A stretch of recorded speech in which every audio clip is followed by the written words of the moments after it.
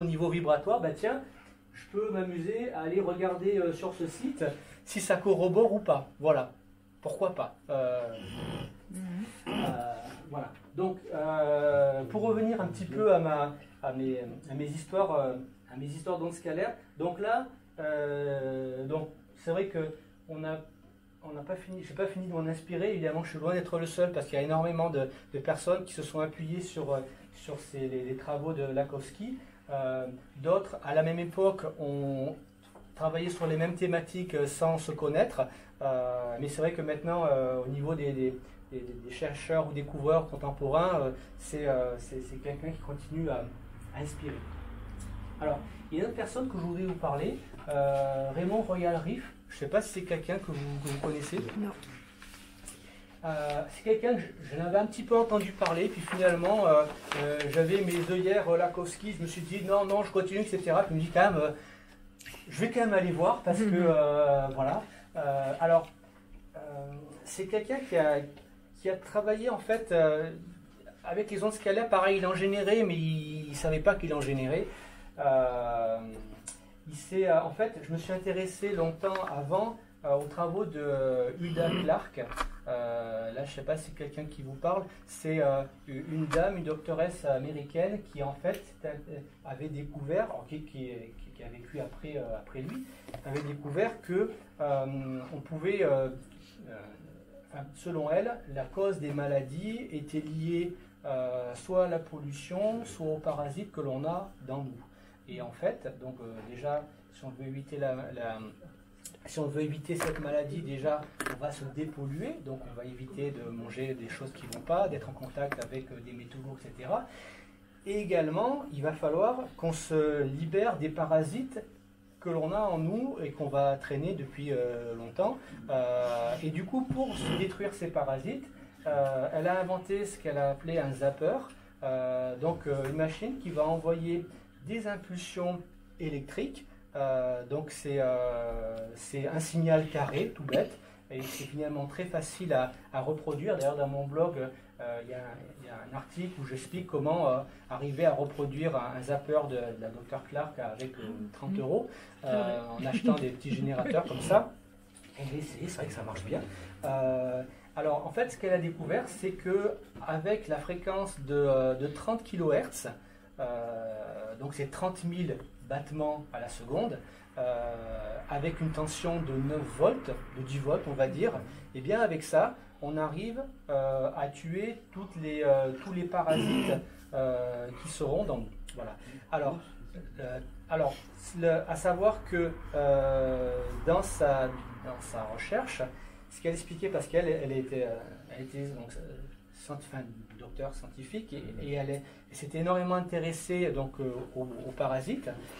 Et en fait, il se trouve que si on a, en fait, il faut le travailler par étage, toujours par étage.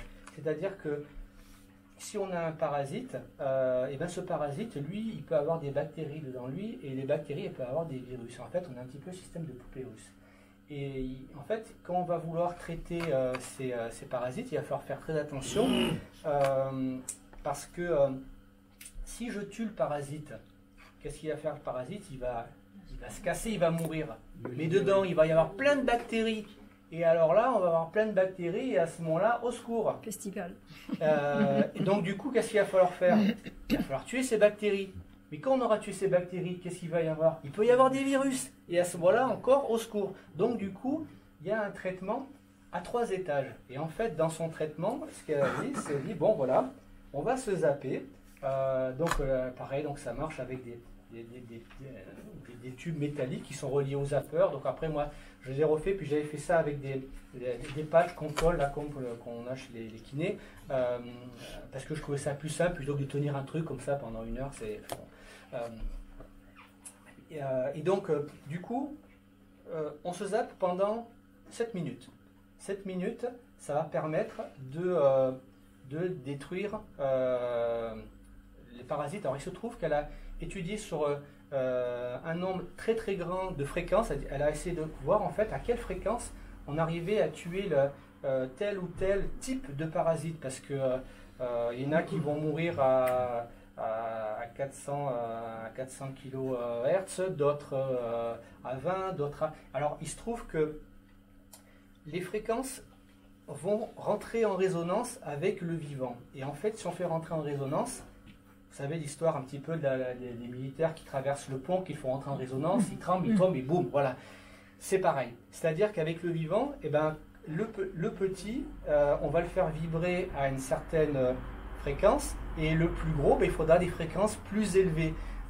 Donc du coup, si on reste à l'ordre du kilohertz, ben, on va s'attaquer vraiment au petit. Et puis si on va monter, ben, après on va monter en gamme. Et tant et si bien que nous, on a des fréquences, si jamais on nous soumet à ces fréquences-là, on va beaucoup moins bien, quoi. Voilà. Donc c'est vraiment lié à ces fréquences qui vont tuer les organismes quand elles arrivent au même niveau.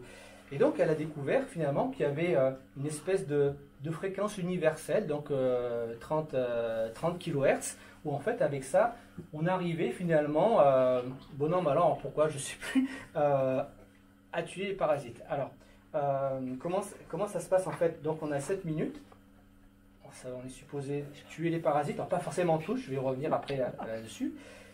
Ensuite, on va attendre 20 minutes, pourquoi? Parce qu'il va falloir attendre du coup, que les bactéries commencent à sortir, etc. Enfin, laisser le temps un petit peu à l'envahisseur à se poser, à se déployer, etc. Voilà. Et là, après, boum, encore 7 minutes, et là, crac, les bactéries, on attend 20 minutes, et après, à nouveau, 7 minutes pour les virus. Voilà. Donc, en fait, la période de ZAP dure à peu près 1 heure. Et donc, il faut bien respecter ces 3 étapes avec les temps de pause. C'était ce qu'a préconisé. Alors évidemment, on est en contact, donc il vaut mieux avoir un liège un petit peu humide ou un gel, etc. pour que le courant passe mieux. Mais suivant où sont logés les parasites, eh bien, il va falloir multiplier les séances de ZAP parce qu'en fait, ça va toucher plus ou moins en surface les organes. Mais si le parasite il est profondément dans un organe, eh bien, il va falloir beaucoup de temps et beaucoup de séances pour arriver à le faire remonter ou à déloger. Voilà. Donc c'est pour ça que parfois les séances, il en faut beaucoup, mais toujours avec ce même principe. Voilà. Également, elle a développé toute une série de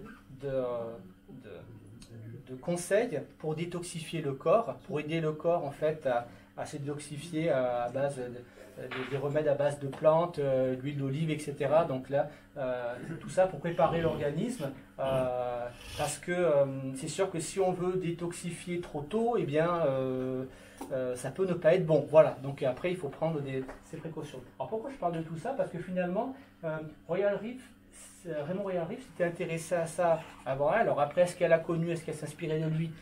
Je ne sais pas, mais en tout cas, on est vraiment dans cette thématique, c'est-à-dire que alors lui, il était allé. Alors qu'est-ce qu'il avait fait en fait? Donc vous voyez qu'il est, il est mort en 71. Il a inventé un microscope qui permettait donc de voir les micro-organismes sous leur forme vivante. Alors ce qu'il faut savoir, c'est que un microscope classique, optique, si on va vouloir, on veut grossir, si on veut dépasser un grossissement multiplié au-delà de 1300 fois. Si on arrive à 2000, et ben en fait, il va y avoir une diffraction de la lumière, on n'arrivera pas à plus grossir, et en fait, on n'arrivera pas à voir les tout petits organismes, c'est pas possible. Voilà. Donc avec le microscope optique, on est coincé. Donc les microscopes classiques que l'on trouve dans le commerce, et même encore maintenant, on a finalement, eux, ils vont pas au-delà de 1300 parce que au-delà, ça marche plus. Et lui, il a inventé une machine qui permettait de grossir 60 000 fois. Donc 60 000 fois, c'est pas rien. Comment ça marchait? En fait, ça marchait pas dans de l'air, c'est dans de l'huile. En fait, il s'est débrouillé pour mettre ses optiques dans l'huile, et finalement, comme c'était plus en contact avec l'air, il n'avait plus cette barrière de diffraction. Il arrivait donc à observer le vivant vivre en le grossissant à 60 000 fois. Et du coup, ça lui a permis de faire des tests. Alors en fait, à la base, ce qui se passait, c'est qu'il savait donc évidemment que la lumière c'est une vibration, et il savait que quand il allait éclairer ces organismes, et ben en fait ça les faisait un petit peu briller, et en fait il s'est dit mais tiens, mais en les éclairant, si jamais je les fais réagir, je devrais pouvoir les faire réagir avec d'autres vibrations, et du coup il a commencé à les soumettre à des ondes, à des rayonnements, enfin à des fréquences, et il a vu qu'en fait il pouvait en tuer à certaines fréquences. Donc du coup c'est comme ça qu'il a pu découvrir qu'il pouvait, donc je vous mets en bas, inhiber la croissance des micro-organismes. C'est-à-dire qu'il a fait des générateurs d'ondes et il a vu que on arrive à telle fréquence, et bon, on va empêcher de se développer, puis on va même le tuer. Donc il a découvert ça grâce à son invention. Alors aujourd'hui, avec un microscope à balayage électronique, on va pouvoir grossir 5 millions de fois. Donc on va beaucoup plus loin. Par contre, la technologie veut qu'en fait, on tue le vivant pour l'observer. Donc c'est-à-dire que à l'heure actuelle, on ne se sert plus de cette machine parce que finalement 60 000 par rapport à 5 millions c'est que dalle, et en fait on va préférer utiliser un microscope à balayage électronique qui va grossir encore plus, mais on va tuer le vivant parce qu'on va devoir le soumettre à un bombardement intensif. Enfin voilà, il faut le tuer pour pouvoir le voir. Donc c'est bien, on observe du mort, mais comment on peut imaginer, enfin, voilà, comment on peut bosser avec ça? Et c'est vrai que moi je travaille un petit peu dans un labo, et j'ai des collègues qui sont dans le vivant et disent mais oui, bon, on travaille, on étudie du mort, quoi, voilà. Et bon, et on peut pas faire autrement. C'est comme ça, c'est on va pas tuer des souris, donc bon, voilà, et on peut pas faire autrement.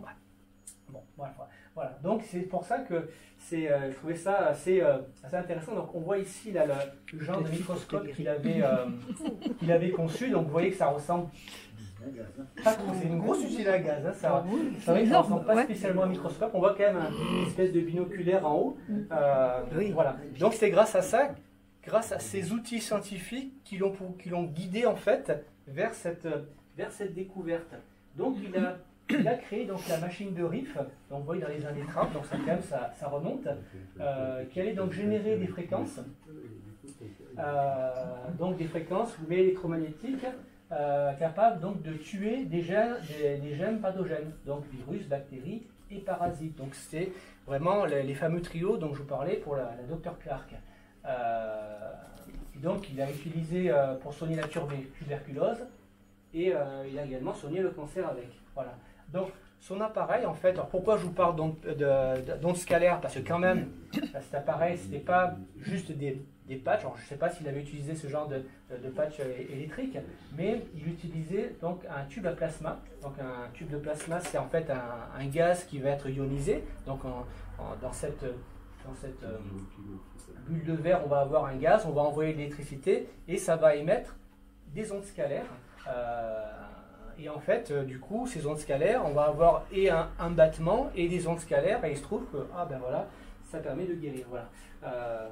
Donc, avec son tube plasma, donc il travaillait quand même, il lui fallait quand même, donc il était donc à 3 MHz, donc quand même une fréquence assez importante. Il lui fallait quand même une puissance assez importante, hein, donc 400 watts. Donc c'est là aussi, on était quand même sur des choses qui demandaient pas mal d'énergie.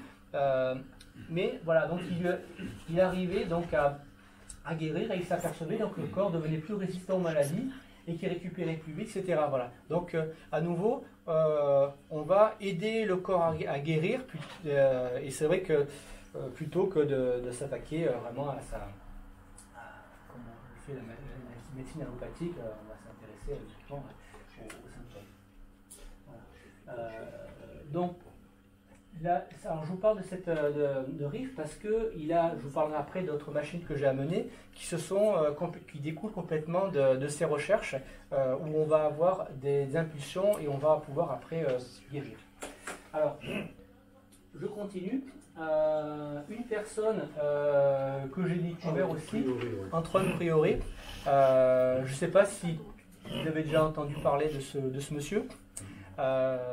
Donc c'est un Français. C'est d'ailleurs, il n'était pas français, il est français d'adoption, hein, donc il est passé donc il était technicien radio pendant la Deuxième Guerre mondiale. Il me semble qu'il était italien. Et en fait, il a été capturé par les Français. Puis finalement, il a fini par être en contact avec enfin, finalement aller du côté français. Donc l'histoire est un petit peu longue. Donc dans ses études, donc quand il était technicien radio, il s'était aperçu dans les grandes machines radio qui émettaient des rayonnements assez importants. Il y avait des oranges et il avait vu que ces oranges, au cours des mois, etc., elles se décrépissaient pas. Enfin, elles étaient nickel. Enfin, ça pourrissait pas. Travailler dans un sous-marin, c'est des grosses machines magnétiques, ouais. Géanteurs magnétiques, ouais. Il y avait le corbeil de fou.